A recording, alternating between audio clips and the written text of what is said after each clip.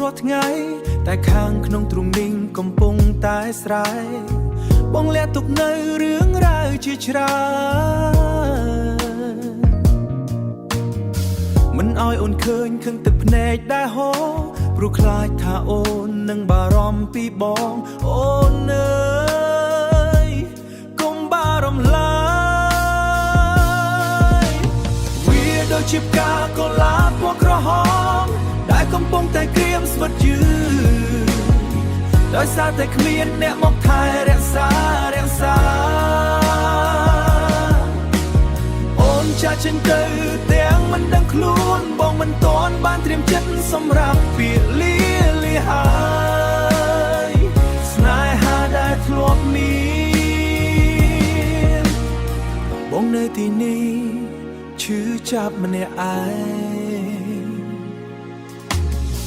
រយយកបងលុតជង្គង់អង្វរមេឃសូមឲ្យពេលវេលានៅត្រឹងមួយកន្លែងបងប្រាជាមនុស្សដែលគ្មានវិញ្ញាណ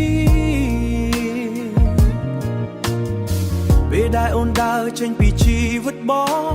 ព្យាយាមកែប្រែគ្រប់យ៉ាងដើម្បីអូនតែវាហួសពេលហើយវាដូចជាផ្កាកុលាបពណ៌ក្រហមដែលកំពុងតែក្រៀមស្វិតយឺតដោយសារតែគ្មានអ្នកមកថែរក្សាបងមិនដែលគិតតតែសោះថាថ្ងៃនេះยังត្រូវនិយាយពាក្យថាលីគ្នាទាំងដែរបងមិនទាន់បានប្រាប់អូនថា